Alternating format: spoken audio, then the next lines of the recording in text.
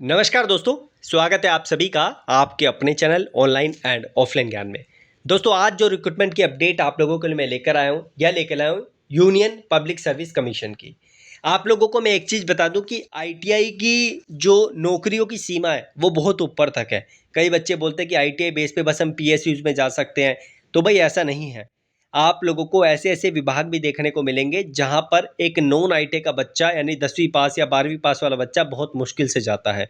ITI वालों को भी यहाँ पर मौका दिया जाता है, लेकिन शर्त यह है कि जो थोड़े अच्छे लेवल पे एक्सपीरियंस ले लेते हैं उनको मौका यहाँ पर ज़्यादा दिया जाता है।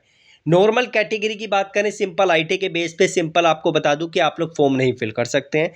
फॉर्म की फीस बहुत कम है, 25 रुपये आपको बस देने हैं। वो भी जो कैटेगरी फ़ी वाली होती है, जैसे ओबीसी हो गया, जनरल हो गया, उनको मौका मिलेगा फ़ी पे करने का। बाकी को फ्री ऑफ कॉस्ट फॉर्म है, ठीक है। जैसे एससी हो गया, एसटी हो गया, पीडब्ल्यूबीडी हो गया, बाकी की यहाँ पर 22 ट्रेड को मौका दिया है फॉर्म को फिल करने का। मैं किसी एक ट्रेड के बारे में आप लोगों को अच्छे तरीके से बता दूंगा। मेरा मकसद इस वीडियो में बस आपका यह है कि आपको पता चल जाए कि आप लोग किस लेवल तक आईटीआई बेस की नौकरी के लिए अप्लाई कर सकते हैं, ठीक है। तो यहाँ पर जो है ये अप्लाई करने के लिंक्स हैं, जो भी आपकी ट्रेड है। जैसे नीचे आपको ट्रेड दे रखे हैं, टोटल 22 ट्रेड है। आप लोग अपनी ट्रेड पे क्लिक करना, अप्लाई कर लेना इफ़ यू आर एलिजिबल, ठीक है। मैं एक फिटर का आप लोगों के लिए एग्जांपल ले लेता हूँ, बाकी और भी ट्रेड है आप लोगों के सामने। आप अपनी ट्रेड पे क्लिक करना और सारी जानकारी प्राप्त करना। जैसे मैं फिटर का एग्जांपल ले लेता हूँ, मैंने फिटर पे क्लिक किया। फिटर पे जैसे ही क्लिक किया, मेरे सामने इसका पूरा का पूरा पुलिंदा ओपन हो गया। और यहाँ पर ये किस कैटेगरी के अंदर आता है, किस मिनिस्ट्री के, तो ministry of skill development and entrepreneurship की यानी एमएचडी के अंतर्गत ये आता है। डीजीटी इसका जो है डिपार्टमेंट है, और पूरे चांसेस है कि आपको दिल्ली में मौका दिया जाए पोस्टिंग का। बाकी देखो, डिपार्टमेंट डिपेंड करता है कि वो आपको डीजीटी के कौन से ऑफिस में भेजेगा, एमएचडी के कौन से ऑफिस में भेजेगा। अगर हम नीचे बने तो नीचे हमारी पोस्ट की बात करें, सैलरी सबसे बड़ा इंपॉर्टेंट मुख्य पॉइंट है कि 7 सीपीसी के माध्यम से आपको सैलरी मिलेगी लेवल 7 की। यानी कि ये जो सैलरी स्ट्रक्चर दे रखा है, तो 60,000 से ऊपर ही आपको सैलरी मिलने वाली है, कम इससे नहीं मिलेगी, प्लस अदर अलाउंसेस और अदर बेनिफिट जो आपको मिलेंगे।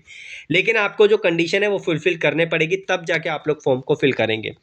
जो एससीवीटी वाले बच्चे हैं वो अप्रेंटिसशिप के बेस पे, अगर आपने एक्सपीरियंस ले रखा है बाद में, तो फिर फॉर्म फिल कर सकते हैं।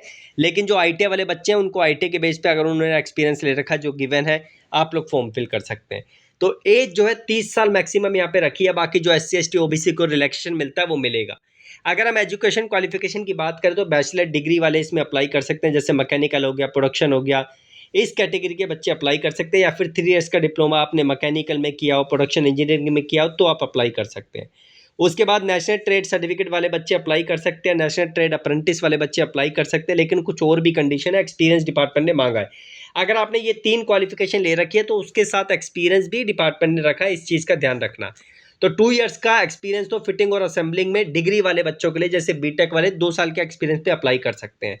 लेकिन जो बच्चे यहाँ पर डिप्लोमा से हैं वो 5 साल के एक्सपीरियंस के बेस पे अप्लाई करेंगे।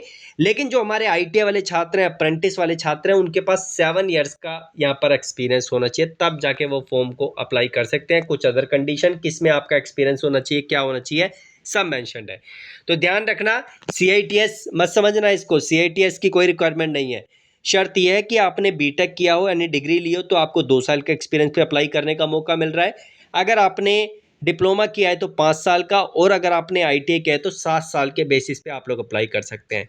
इसी तरीके से अगर हम दूसरी ट्रेड को देखें, जैसे प्लम्बर का देखें, प्लम्बर के लिए हम आगे बढ़ते हैं। एज का क्राइटेरिया, वैकेंसी का काउंट आप लोगों के सामने है। और ये यूपीएससी की vacancy, union public service commission की बार बार नहीं आती है। तो जो एलिजिबल है वो इसका 25 रुपये में सिर्फ फॉर्म फिल होगा, आप लोग फिल कर देना। सब नहीं फिल कर सकते, कंडीशन थोड़ी डिफरेंट है, तो आपको देख कर ही करना पड़ेगा। जो मैंने आपको फिटर का बताया उसी तरीके से कंडीशन आप लोग देख सकते हैं। 2 इयर्स का एक्सपीरियंस डिग्री वालों को, और 5 इयर्स का एक्सपीरियंस डिप्लोमा को, और 7 इयर्स का एक्सपीरियंस यहाँ पर अप्रेंटिस या आईटीआई वाले छात्रों के लिए रखा गया है। एज की बात करें तो इसमें भी आप लोग देख सकते हैं 30 साल है। लेकिन किसी किसी पोस्ट में आप देखना, एज आप लोगों को थोड़ी डिफरेंट लेवल की देखने को मिलेगी। जैसे कारपेंटर पे मैंने क्लिक किया तो कारपेंटर का थोड़ा अलग क्राइटेरिया, तो 35 साल एज का क्राइटेरिया इसमें है। लेकिन ये पोस्ट जो है आप लोगों के सामने थोड़ी सी ट्रेनिंग ऑफिसर की है, ठीक है, थोड़ी अलग लेवल की है।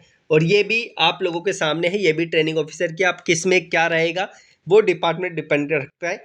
बाकी आप लोग जो है इसका फॉर्म अप्लाई करने के लिए डिस्क्रिप्शन में जो दिया हुआ लिंक है वो चेक कर लेना अच्छे तरीके से।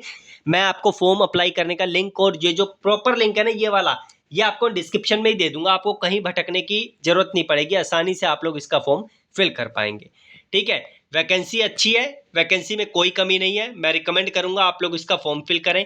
कोई समस्या आती है कमेंट बॉक्स में मेंशन करना। जिनके पास एक्सपीरियंस अच्छा है, बिल्कुल अच्छे तरीके से जो है क्वालिफिकेशन को मीट कर रहे हैं, अप्रेंटिस के बाद हो, चाहे आईटी के बाद हो, चाहे डिप्लोमा के बाद हो, या फिर जो है आप लोगों का डिग्री के बाद हो, आप लोग फॉर्म इसका जरूर फिल करना। परमानेंट नौकरी है, टेम्पररी नहीं है। 2 साल का आपका प्रोबेशन पीरियड रहेगा।